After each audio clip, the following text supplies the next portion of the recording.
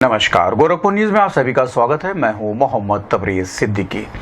जनपद में कार्तिक पूर्णिमा के अवसर पर नागरिकों ने रामघाट पहुंचकर राप्ती नदी में स्नान किया। इस संबंध में नागरिक सुमन गुप्ता ने बताया कि आज कार्तिक पूर्णिमा पर यहां आकर बहुत अच्छा लग रहा है। इतने सारे लोग स्नान कर रहे हैं, यहाँ माता गंगा के दर्शन हो रहे हैं।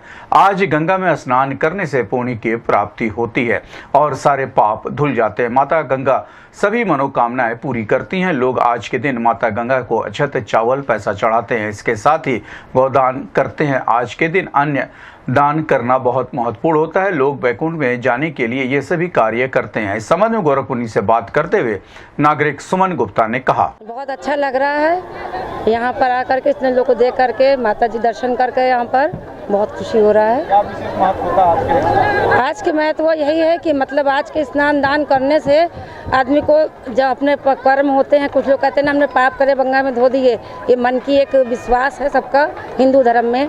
तो अपने विश्वास को ही पूर्ण करने के लोग पूर्णमासी को गंगा स्नान करने आते हैं। हाँ, लोग चढ़ाते हैं यहाँ पर पूजा, अक्षत, चावल और पैसा भी लोग चढ़ाते हैं। गंगा जी में दान करते हैं। अन्न दान करना बहुत महत्वपूर्ण होता है। गौदान भी लोग करते हैं।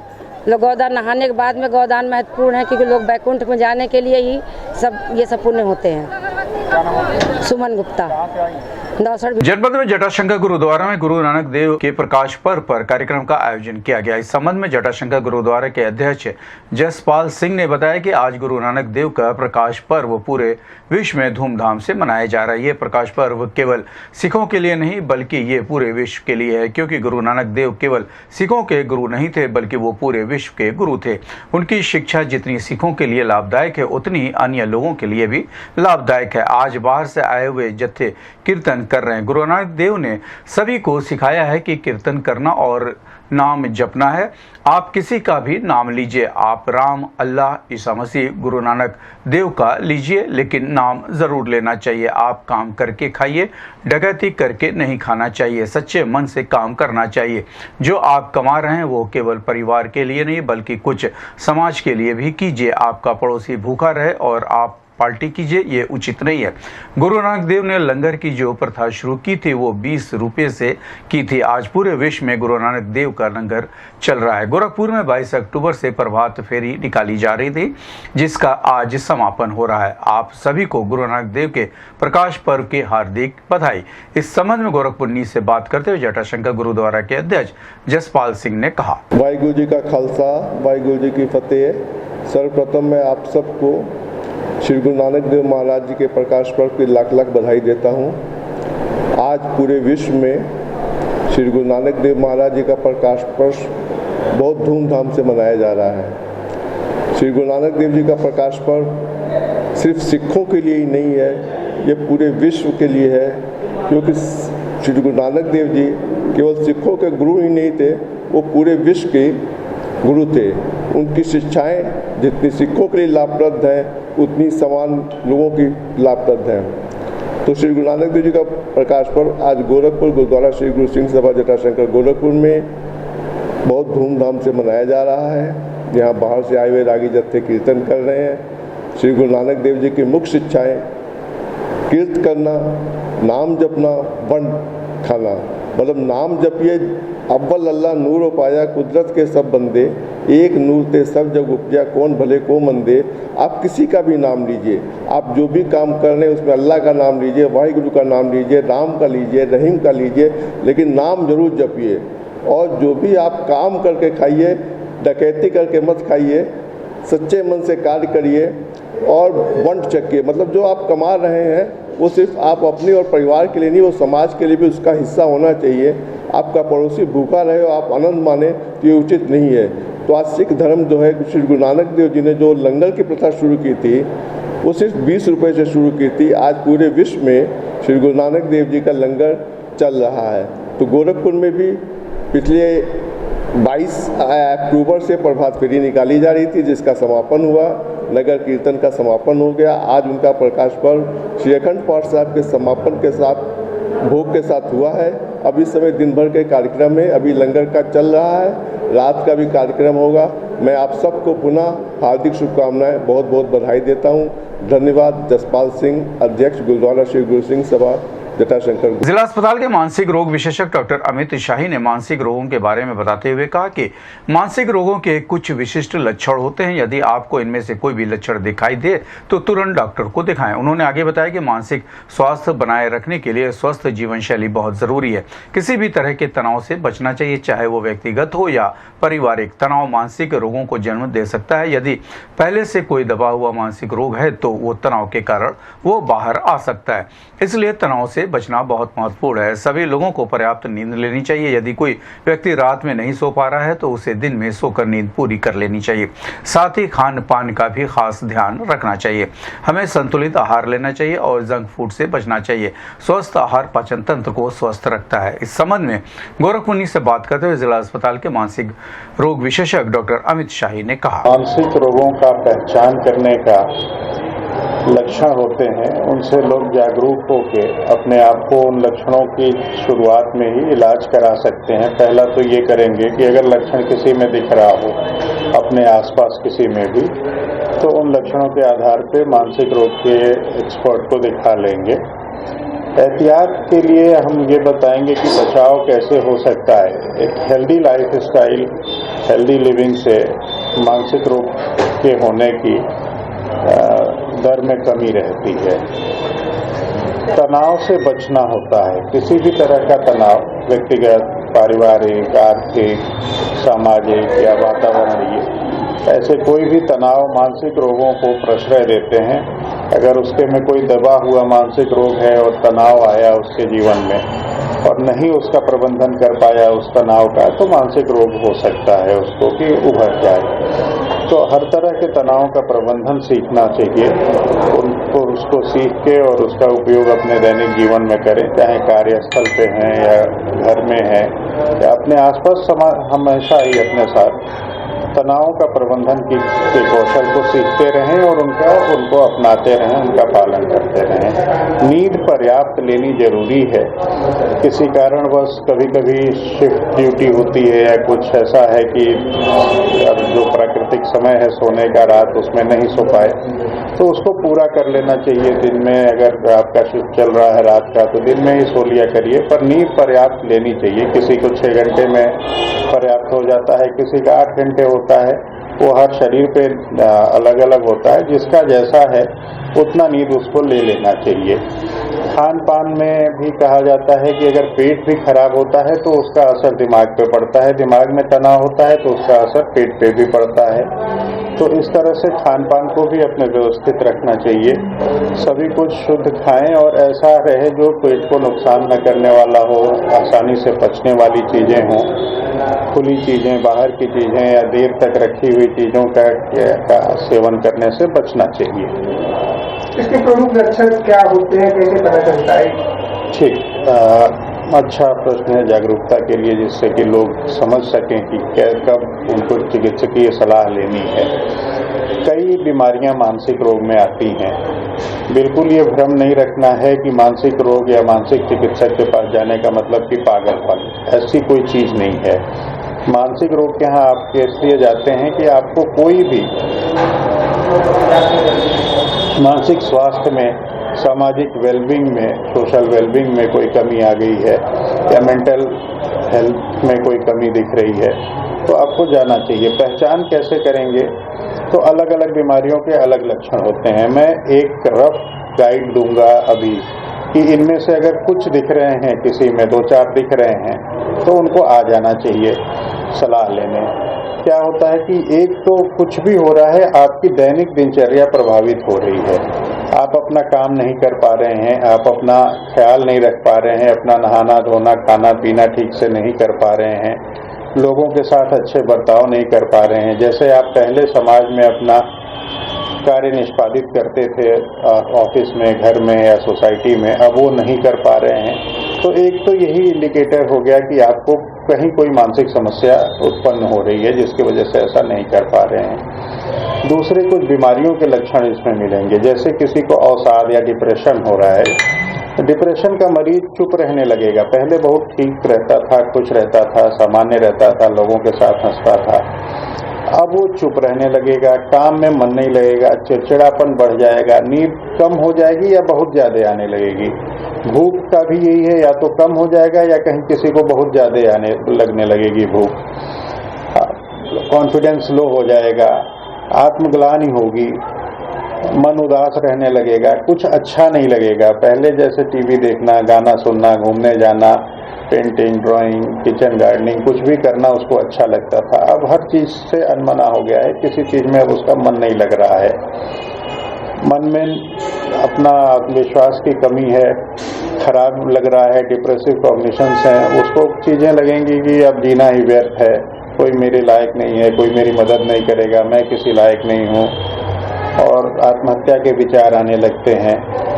अपना सेल्फ केयर खराब हो जाता है, हर चीज़ को टालने की प्रवृत्ति आ जाती है, या बहुत हड़बड़ी में रहने लगता है, कहीं गया अपनी बारी का इंतजार नहीं कर पाता है। 2 मरीज बाद अगर उसका नंबर है तो पहले ही बार बार पूछेगा, फिर उलझेगा भी। तो इस तरह के लक्षण अगर दिखते हैं तो हो सकता है कि अवसाद उत्पन्न हो रहा हो, तो उसकी जांच करा के और उसका उपचार ले लेना चाहिए। इसी तरह से एक बीमारी है सिजोफ्रेनिया।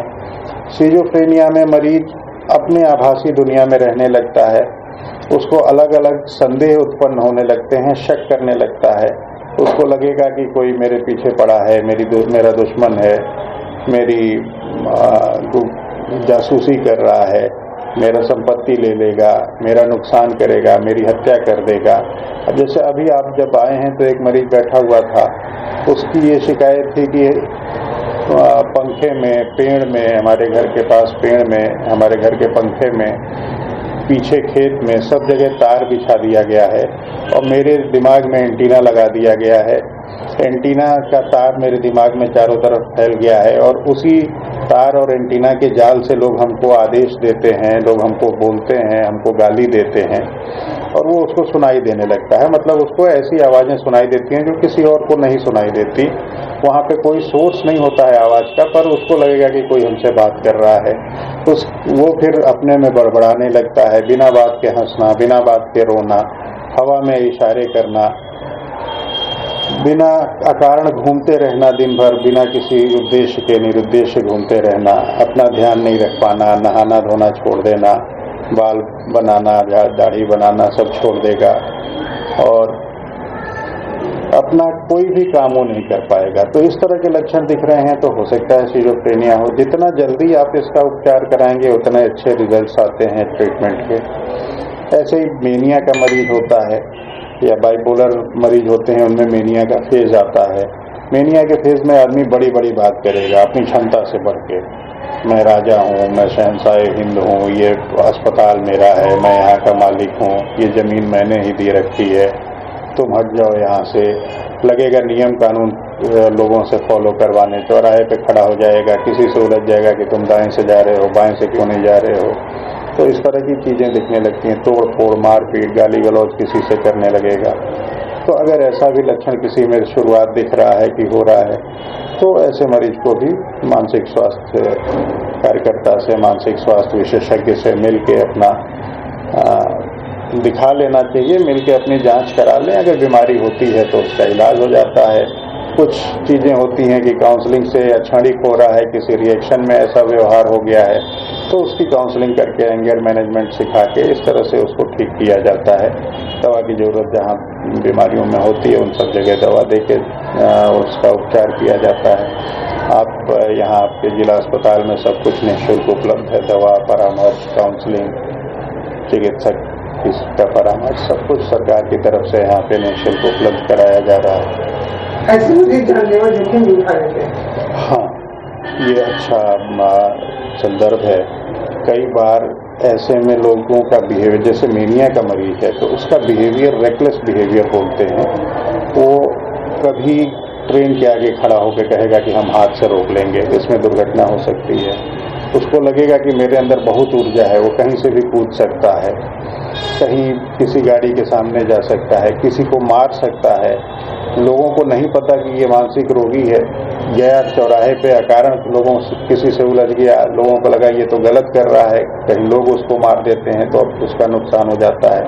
कभी वो अपने मेनिक फेज में किसी को भी मार देता है तो गंभीर नुकसान किसी को भी पहुंचा सकता है। सिजोफ्रेनिया का मरीज है, इसके में भी हेलुसिनेशन, माने कान में आवाज़ें आती हैं, आदेश देती हुई आवाज़ें आती हैं। वो कभी कभी खुद का नुकसान पहुंचाने जैसी आवाज़ें भी होती हैं। कोई छत से कूदता है, कहता है कि हमको उसने कहा कि कूद जाओ तो कूद गए। इसी तरह डिप्रेशन का जो मरीज होता है अवसाद का, वो इतना उदास और निराश हो जाता है कि उसको लगता है कि जीवन ही व्यर्थ है। और कई थियरीज चलती हैं कि क्यों आत्महत्या करता है, लेकिन मोटे तौर पे ये कहा जा सकता है कि वो निराशा और हताशा में कहता है कि मेरे जीने से, मेरे मर जाने से ही सारी समस्याओं का समाधान हो जाएगा, और वो अपना प्राण लेने का प्रयास करता है, आत्महत्या का प्रयास करता है। नशा के जो रोगी होते हैं, इम्पल्स आता है उनके में, अचानक से वो अपने किसी आवेश में आके अपना नुकसान कर देते हैं। कुछ मरीज और भी होते हैं जो अपना हाथ की कलाई काटते रहते हैं, वो इम्पल्सिविटी होती है। कुछ बॉर्डर लाइन पर्सनालिटी डिसऑर्डर एक बीमारी होती है, उसके लोग भी इसको करते हैं। तो अपना नुकसान करने की संभावना मानसिक रोगियों में रहती है बहुत, इसलिए हमेशा उनको निगरानी में रखे जाने की सलाह दी जाए। यातायात माह के दौरान ट्रैफिक पुलिस नियम तोड़ने वाले के खिलाफ कार्रवाई की जा रही है। इस संबंध में एसपी ट्रैफिक संजय कुमार ने बताया कि यातायात माह के दौरान हम नियम तोड़ने वालों के खिलाफ सख्त कार्रवाई कर रहे हैं। जो लोग सिग्नल तोड़ते हैं, बिना हेलमेट या सीट बेल्ट के वाहन चलाते हैं, उनके वाहनों का चालान किया जा रहा है। हमारा उद्देश्य ऐसे लोगों को चिन्हित करना है जो नियमों का पालन नहीं करते हैं। चालान का उद्देश्य केवल जुर्माना वसूलना नहीं, बल्कि लोगों को यातायात नियमों के प्रति जागरूक करना और सड़क दुर्घटनाओं को कम करना है। हमारा प्रयास है कि सभी लोग सुरक्षित रहें। इस संबंध में गोरखपुर से बात करते हुए एसपी ट्रैफिक संजय कुमार ने जानकारी दी। तो इन्फोर्समेंट होता है, मुहिम चल रही है। इसका उद्देश्य ये है कि जो लोग वायलेशन कर रहे हैं, जो लोग अनुपालन नहीं कर रहे हैं, उनके खिलाफ कार्रवाई करना। और इसमें 100% अनुपालन तो होता नहीं है, निश्चित रूप से बहुत इन्फोर्स करने के बाद भी कुछ लोग ऐसे हैं जो अनुपालन नहीं कर रहे, उनके खिलाफ हम लोग लगातार कार्रवाई कर रहे हैं। और इसमें बिना हेलमेट, बिना सीट बेल्ट और जो रेड लाइट जंप करते हैं, इनकी संख्या काफ़ी ज़्यादा है। तो ऐसे लोगों को चिन्हित किया जा रहा है या किस तरह से कार्रवाई की जा रही है? नहीं, इसमें कोई चिन्हित का तो प्रावधान नहीं है, लेकिन हम लोग ये कर रहे हैं कि इनका चालान कर रहे हैं, और जिनके चालान ज़्यादा हो रहे हैं ऐसे गाड़ियों को जरूर चिन्हित किया जा रहा है कि जिनके चालान ज़्यादा हो रहे हैं उनके रजिस्ट्रेशन निरस्त कराने की व्यवस्था चल रही है। अच्छा, एक सवाल ये है सर कि ट्रैफिक भाग की अगर बात करें तो जो आप लोग का सबसे ज़्यादा मकसद क्या, चालान काटना होता है या ट्रैफिक को स्मूथ चलाना होता है? इस समय हमारा सबसे बड़ा मकसद ये है कि ट्रैफिक एक्सीडेंट में जाने वाली जानों की संख्या को बिल्कुल नियंत्रित किया जाए, कम से कम किया जाए। एक्सीडेंट की संख्या नियंत्रित की जाए और जो उसमें जिनकी मृत्यु होती है वो दर बिल्कुल घटाई जाए, और इसी के मद्देनज़र सारी कार्रवाई हो रही है। और जितना इन्फोर्समेंट होता है, ये कोई पुलिस के शौक का विषय नहीं है। ये तो इसलिए कि जो लोग अनुपालन नहीं करते हैं उनको अनुपालन कराया जा सके, इसीलिए इतना इन्फोर्समेंट करना पड़ता है कि उन्हीं की जान सुरक्षित रहे और बाकी जो सड़क पे चल रहे हैं वो एक्सीडेंट से बचे और उनकी जान। जनपद में कार्तिक पूर्णिमा के अवसर पर शुक्रवार को श्याम मंडल न्यास गोरखपुर द्वारा बाबा श्याम की 501वीं निशान शोभा यात्रा धूमधाम से निकाली गई। इस संबंध में संस्था के अध्यक्ष विकास केजरीवाल ने बताया कि श्याम मंडल न्यास आज 51वां कार्तिक शुक्ल उत्सव मना रहा है। आज श्याम भक्तों को साफा बांधकर सम्मानित किया गया। संस्था के मंत्री किशन गोयनका ने बताया कि आज राजीव कानोडिया ने सपरिवार ज्योतिर्ली और निशान पूजन किया। इसके बाद सभी भक्तों को श्याम नाम का पट्टा और बैच दिया गया। उसके उपरांत बाबा श्याम के उद्घोष के साथ ही सभी ने निशान यात्रा शुरू की। संस्था के उपाध्यक्ष कुंज बिहारी पौदार और संतोष अग्रवाल ने संयुक्त रूप से बताया कि आज निशान शोभा यात्रा काली बाड़ी श्याम मंदिर से गीता प्रेस, लालडिग्गी, साहबगंज, बख्शीपुर, नखास, रीति घंटाघर, नारमल होते हुए श्री त्रिदेव धाम पहुंची। इस संबंध में संस्था के कोषाध्यक्ष सुधीर टिबड़ेवाल और जेपी टिबड़ेवाल ने बताया कि आज निशान शोभा यात्रा का स्वागत गीता प्रेस, साहबगंज, चौरैया गोला, बख्शीपुर रोड, घंटाघर पर किया गया और रास्ते भर फूलों की बारिश हुई। इस अवसर पर भजन उत्सव में जय प्रकाश टिबड़ेवाल, राजीव कानोडिया सहित अन्य श्याम सेवक और भक्त उपस्थित रहे।